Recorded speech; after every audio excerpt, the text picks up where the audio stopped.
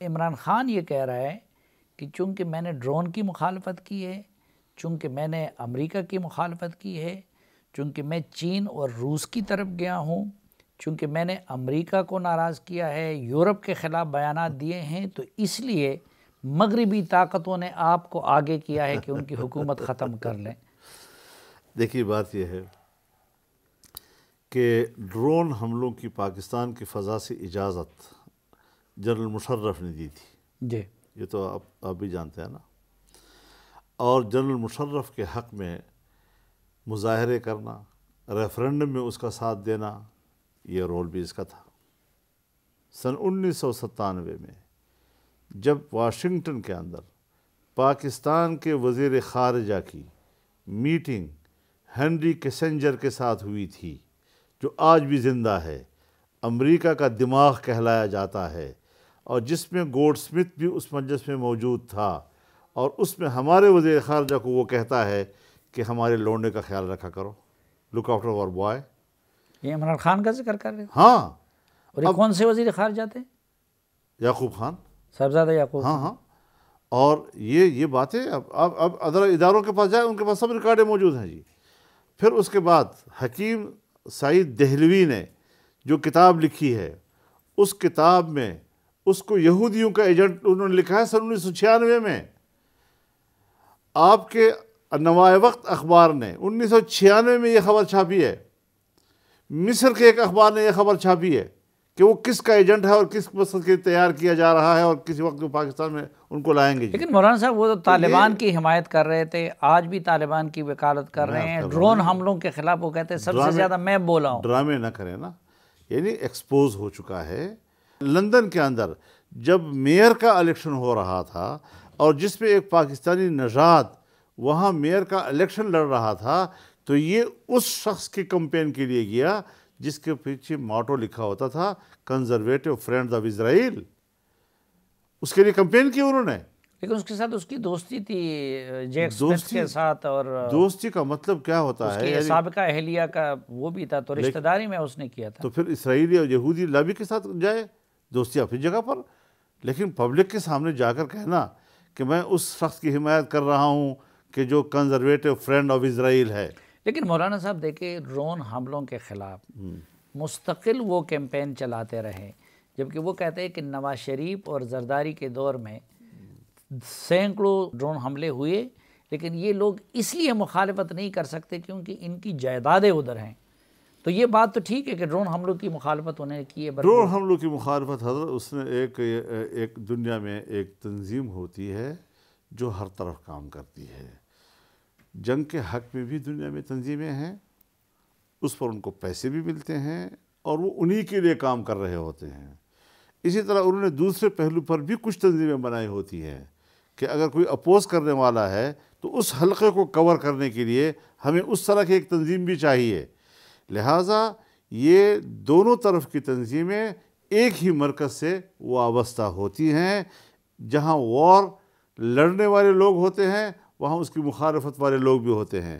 چونکہ پاکستان کے اندر اینٹی امریکنزم موجود ہے، چونکہ یہاں پر امریکہ کی مخالفت کا نعرہ مقبول ہے، چونکہ ڈرون کے خلاف پوری قوم جو ہے اس کا ایک فکر تھا، لہٰذا انہوں نے اس بین الاقوامی آقا کے اس کردار کو کہ جس پہ وہ پبلک کو اعتماد میں لیتا ہے اور کنٹرول کرتا ہے، وہ ذمہ داری اس نے لیکن وہ کہتے ہیں نواز شریف اور زرداری کے دور میں سینکڑوں ہوئے، جب سے میں وزیر اعظم بنا ہوں ایک بھی نہیں ہوا، کیا ایک ڈرون حملہ بھی، اور کہتے ہیں اگر ہوا تو میں نے اپنے ایئر فورس کو حکم دینا ہے کہ گرا دیں۔ جس وقت اس کی حکومت آئی اس وقت تک قطر میں مذاکرات شروع ہو چکے تھے جی، طالبان کے، امارات کے اور امریکہ کے جی، اور جس وقت ان کے مذاکرات چل رہے تھے تو یہ چیزیں کم ہوتی جا رہی تھی جی، اور پھر ختم ہو گئی جی۔ عمران خان اتنا تکڑا آدمی ہے کہ امریکہ کو روک سکتا ہے؟ اگر یہ اتنا بڑا طاقتور ہے تو کشمیر کیسے چلا گیا ہم سے؟ انڈیا نے تو کشمیر پہ قبضہ کر لیا، اور یہ یہاں پر کہہ رہا ہے کہ مودی صاحب جو ہیں وہ آئیں گے تو کشمیر کا مسئلہ حل ہو جائے گا۔ حل اس طرح کرانا تھا؟ یہ قوم کے ساتھ غداری، کشمیریوں کے ساتھ غداری، کشمیر کو بیچنے کا جرم، یہ غداری کے زمرے میں نہیں آتا؟ اور اس قسم کے فیصلے جو انہوں نے کیے ہیں، یہ فیصلے حضرت کسی قیمت میں بھی یہ نعرے اب ایکسپوز ہو چکے ہیں، یہ بیانیہ اس کا ایکسپوز ہو لیکن چکا ہے، مولانا صاحب اب تکلف نہ کریں اس بات اچھا کا۔ نہیں، تکلف نہیں، اب دیکھیں وہ کہتے ہیں امریکہ نے مجھ سے اڈے مانگے، میں نے ان کو کہا ایبسلیوٹلی ناٹ۔ وہ کہتے ہیں ان جھوٹ بولتا ہے، جھوٹ بولتا ہے، امریکہ نے اس سے اڈے مانگے ہی نہیں ہیں، یہ صرف اس سے ایک صحافی سے سوال کروا کے یہ ایبسلیوٹ ناٹ والی بات جو اس نے کی، یہ صرف ایسی مفروضہ ہے کہ جس کی کوئی حقیقت اس وقت موجود نہیں تھی۔ کہ اور امریکہ نے اڈے نہیں مانگے، انہوں نے انکار نہیں کیا۔ نہیں مانگے، آئی ایس آئی کی چیف نے یہاں بریفنگ دی کہ امریکہ نے اڈے نہیں مانگے، تو آئی ایس آئی کی چیف سے بڑھ کر اور کون سا مطلب ہو سکتا ہے؟ جو عمران خان کا اپنا نیشنل سیکورٹی ایڈوائزر ہے معید یوسف، اس نے خود بیان دیا کہ اڈے نہیں مانگے، تو اس کا اپنا ایڈوائزر بھی کہتا ہے کہ میں نے نہیں اڈے نہیں مانگے امریکہ نے، اس کا آئی ایس آئی کا چیف بھی کہتا ہے کہ اڈے نہیں مانگے، اس نے کس شوشہ کے لیے اور کس نمائش کے لیے یہ لفظ کہا؟ عجیب بات ہے، امریکہ کا مخالف، امریکہ کا مخالف، کیا امریکہ کا مخالف ہے؟ اس کے پورے پاکستان کی تاریخ میں جتنے غیر ملکی شہری امریکہ اور یورپ کے اس کی کابینہ میں موجود ہیں، شاید پاکستان کی تاریخ میں کسی کابینہ میں اتنے لوگ موجود ہوں، اور پھر بھی کہتے ہیں کہ جی وہ تو امریکہ کا مخالف ہے۔ کوئی امریکہ کا شہری ہے، اس کا ایڈوائزر ہے، اس کے کابینہ میں ہے، کوئی برطانیہ کا شہری ہے، کوئی یورپ کے کسی اور کا شہری ہے، اور یہاں ان کے کابینہ میں موجود ہیں، اور پھر بھی یورپ کا مخالف ہو اور امریکہ کا مخالف ہو، سمجھ نہیں آتی بات، تضادات ہیں حضرت۔ لیکن ابھی یہ ایک تو حقیقت ہے نا ریسنٹلی کہ چین بھی گیا، روس بھی گیا، اور پھر واپس آ کے سیدھی بات کروں یورپین یونین کے خلاف بیان بھی دے دیا۔ حضرت چین بھی گیا اور روس بھی گیا، تو کیا ہوا؟ اس کا معنی امریکہ کی مخالفت ہے؟ کتنے ترلے کیے ہیں 2 سال سے کہ میں آنا چاہتا ہوں اور وہ آنے نہیں دے رہے تھے، اور پھر وہاں پر جا کر اس نے وہاں پر جو میٹنگ کی ہے وہ ویڈیو کال کے ذریعے کی ہے۔ جو لوگ اس سے براہ راست ملنے کے لیے تصویر نکالنے کے لیے ترلے کر رہا تھا، تو 1-2 جھنڈوں کے بیچ میں کھڑے ہو کر تصویر کے لیے 5 منٹ مانگے ہیں اور وہ انہوں نے دیے ہیں۔ یہ چین کا دورہ ہے، اور اس کو امریکہ کی مخالفت ہم کہیں گے؟ اور کوئی آج بتا سکتا ہے کہ کیا اعلامیہ کیا اس کا؟ روس کے ساتھ ملاقات میں کیا ہوا؟ اعلامیہ کیا ہے اس کا؟ لیکن چین یورپ کے اور ساتھ ملاقات میں کوئی اعلامیہ ہے؟ یورپ نے تو ان سے مطالبہ کیا تھا نا کہ آپ روس کے خلاف بیان دے دیں، اور وہ کہتے ہیں میں آزاد خارجہ پالیسی چلاؤں گا۔ حضرت جب کشتی ڈوبتی ہے تو وہاں اس قسم کی باتیں کی جاتی ہیں۔